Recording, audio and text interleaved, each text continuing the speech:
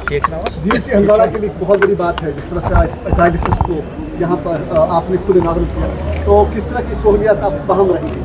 ये डायलिसिस का यहाँ सेंटर नहीं था, तो लगभग मुझे लगता है 8-9 महीने पहले जब पुरानी डीसी साहिबा थी उनके साथ मैंने बात की, तो कुछ तो उन्होंने, आयुषी जी, उनका मैं बड़ा शुक्रगुजार हूँ, उन्होंने कोई आई थिंक 30-40 लाख रुपया फंड्स इसके लिए वागुजार किए और 32 लाख हमने अपने CDF में से दिया। तो बड़ी खुशी की बात है कि एटलीस्ट आज हमें ये 7 बेड डायलिसिस सेंटर जो है वो शुरू हुआ है, लेकिन इसमें प्रॉब्लम्स हैं। अभी तक यहाँ डायलिसिस टेक्नीशियन का पोस्ट क्रिएट नहीं हुआ है, डॉक्टर नहीं है। तो मैं अपील करता हूँ जो हमारे हेल्थ अथॉरिटीज़ हैं, चाहे मिनिस्टर हैं या जो सेक्रेटरी हैं, कि ये चीज़ें बहुत नॉर्मल चीज़ें हैं। अब यहाँ HDF होता था, उसमें से हम इमीडिएटली कर पाते थे, उस पर इन्होंने बैन लगाई है। अब अगर आपने बैन लगाई है तो एटलीस्ट आप ये देखिए कि आपको तब से रिप्रेजेंटेशन भेजी है कि इसके लिए आप टेक्नीशियन का पोस्ट लें, उसमें आपको टाइम लगता है। यहाँ से आपने बैन लगा दी है। आफ्टर ऑल ये जो रूरल एरियाज़ में मेडिकल कॉलेजेस हैं या हॉस्पिटल्स हैं, इनमें जो पेशेंट्स हैं ये जाएं तो जाएं का, ये सरकार को देखना चाहिए। आंखें बंद करके उसको बैन कर दो, इसको बैन कर दो, इसे क्या होगा? सो आपने तो दिया नहीं डायलिसिस, चलिए डिस्ट्रिक्ट फंड्स में, डिस्ट्रिक्ट सेक्टर में से कुछ आया, कुछ हमने CDF से दिया, लेकिन एटलीस्ट आप जो इसमें टेक्नीशियन है उसके लिए आप पोस्ट है। अच्छा, अगर नहीं है तो इमरजेंसी में होता था, हम HDF से करते थे, उस पर भी आपने बैन लगाया हुआ है। So I think, I just hope कि वो जो है इन चीज़ों का ख्याल रखें। सर, जिस तरह यहाँ के लोगों को, सज्जन हंदवाड़ा के लोगों को पहले बारामूला श्रीनगर जाना पड़ता था डायलिसिस के लिए, जिस तरह आज हमारा जेल में आप अपनी CDF फंड से ये हॉस्पिटल अथॉरिटीज़ ने मुझे कोई साल और कुछ ऐसे पहले बोला था कि डायलिसिस की बड़ी प्रॉब्लम है, मेडिकल कॉलेज है। तो देखिए, मैं आपको बता दूं कि ये मेडिकल कॉलेज तब, अगर मुझे गलत याद ही, 375 करोड़ रुपया इसमें आया था। तो बाकी फिर आहिस्ता आहिस्ता ऐड होती हैं बाकी जो इसमें सहूलियात हैं। तो इसमें डायलिसिस सेंटर नहीं था, तो वी ट्राइड आवर बेस्ट। हमारी अपनी जो है हमने कोशिश की सारी कि अभी इसमें कैथ लैब नहीं है, अभी MRI नहीं है जो लेटेस्ट क्वालिटी का है, कुछ इन पाइपलाइन, मतलब वो उस लेवल का नहीं है। मकसद ये है कि अभी MRI सबको दिया गया, सारे मेडिकल कॉलेजेस को, यहाँ नहीं दिया गया। खैर, मुझे उसमें नहीं जाना है, वो जहाँ बाकी जगहों पर दिया, वो भी वहाँ भी हमारे कश्मीर से या जम्मू से हमारी बहन भाई हैं जो वहाँ भी जाएंगे। तो मगर ये है कि अभी कैथ लैब है, जैसे उससे जो हार्ट का, जितने भी यहाँ हार्ट प्रोसीजर्स हैं, हार्ट अटैक्स हैं, कोई चीज़, फिर रेफरल बहुत कम हो जाएगा once you have a cath lab.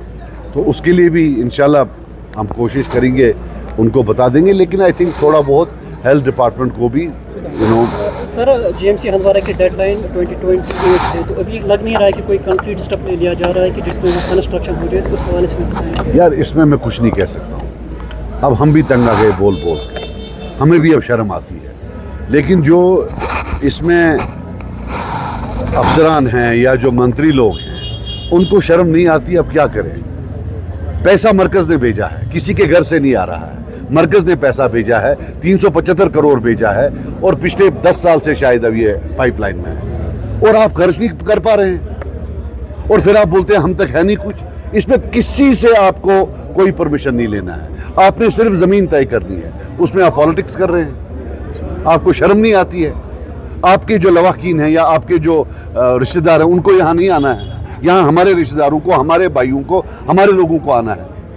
आप अफसर बनकर वहाँ कर रहे हैं, और बेशर्मी का ये हद है कि कोई बोल ही नहीं रहा है इनको कि वो ज़मीन का क्या हुआ।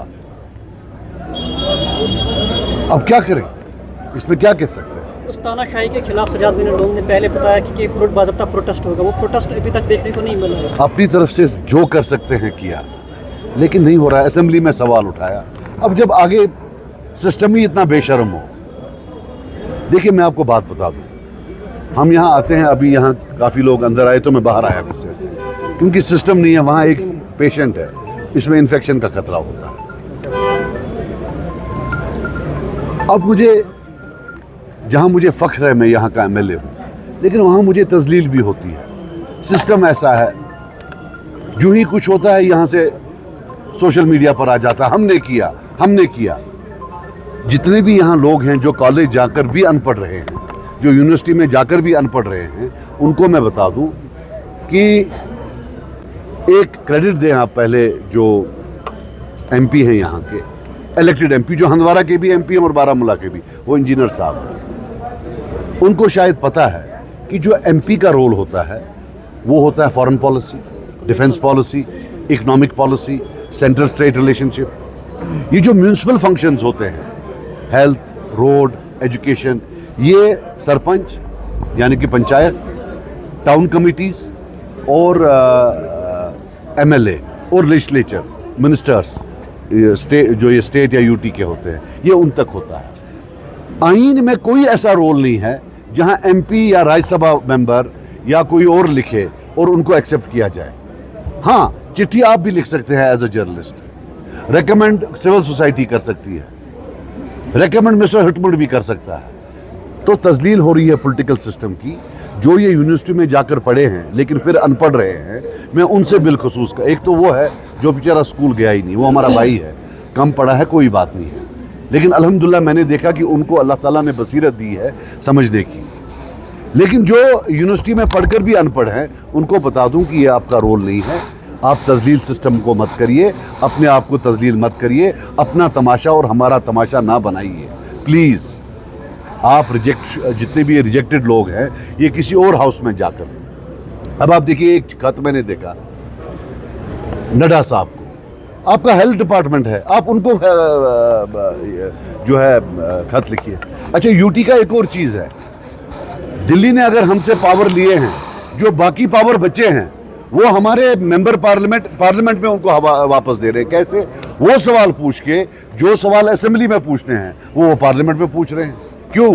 कि वहाँ कैमरा लगा हुआ है, शाम को हम बोलेंगे हमने वो सवाल पूछा। तो अनफॉर्चुनेटली मेरी उमर अब्दुल्ला साहब से अपील होगी कि जितने भी उनके एमपी हैं उनको थोड़ा क्लास भेजे, कहीं उनको सिखा दें कि सेंटर और स्टेट में क्या फ़र्क है, एमएलए और एमपी में क्या फ़र्क है, उनको कौन से सवाल पूछने हैं, आईनी तौर उन पर उनका क्या हक बनता है और उनका क्या है। बात कह रहे हैं, हाल ही में एक आर्टिकल भी इसके आया कहा था इंडियन एक्सप्रेस में, ज़बरदस्त, वो सबको इनको पढ़ना चाहिए कि मेंबर पार्लियामेंट का रोल क्या होता है, और वो भी इलेक्टेड।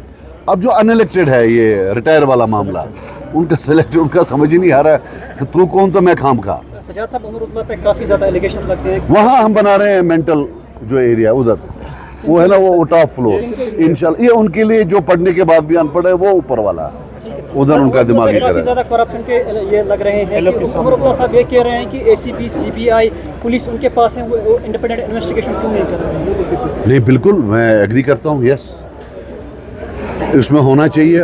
मगर उमर अब्दुल्ला साहब को ये नहीं पता, अगर वो होगा तो वो एसीबी सेक्रेटरीट घुस जाएगी, तो अल्लाह करे हम वो दिन ना देखें, कहीं उनके पास भी ना पहुँच जाए। तो इसलिए ड्रामा मैं बोल रहा हूँ, डायलॉग बाजी कम ही करें, क्योंकि आने वाले हैं अमेरिकन एम्बेसडर, वो आ जाएं यार, वो पिछले 30-40 साल से आ रहे हैं, कौन सा आज आ रहे हैं सर? एक तन क्या कोर्क तो वो करन आज सर, एक यहाँ पे जो ऑनलाइन टिकटिंग दी जा रहे हैं, काफ़ी ज़्यादा बड़े लोग नहीं हैं, उनको काफ़ी ज़्यादा मुश्किल। कौन सी ऑनलाइन? सर, जो ऑनलाइन टिकटिंग है उनमें 100% ऑनलाइन ओपीडी टिकट। अच्छा, ये फिजिकल नहीं देते हैं? बहुत कम देते हैं सर। कहाँ? यहाँ? नहीं, मैं बात करूँगा, ये तो बिल्कुल गलत बात है। यहाँ तो 90% लोगों को नहीं आता है ये, बिल्कुल मैं बात करूंगा इनसे, ये कैसे हो सकता है? सोशल मीडिया पे न्यूज़ गर्दिश कर रहे हैं रिशफल के हवाले से, कैबिनेट रिशफल के हवाले यार करें यार, बस अब करें किसी तरीके से, 8 मंत्री करें तो अभी चलूस बलायत, फिर भी हो सकता है कोई बेटर हो, अब कर ही लें। रूल्ला साहब ने बयान दिया, मेरा दिमाग तैयार है रिजाइन करने के लिए, किस तरह उस बयान को देखते हैं? तो छोड़ो यार। सर, आपके खिलाफ ये लगाया जा रहा है इल्जाम है कि आपने 15 अगस्त को जानबूझ के ना बाइकआउट किया। नहीं, सवाल ही पैदा नहीं, मैं था नहीं यहाँ, मुझे कुछ ज़ाती काम था, सवाल ही पैदा नहीं होता है। मैं क्यों वो करूँ बाइकआउट? वो खुद कोई वो 2-3 प्रेस वाले कर रहे हैं, कुछ सवाल ही पैदा नहीं होता है, मैं क्यों बाइकआउट करूँ? गलत है।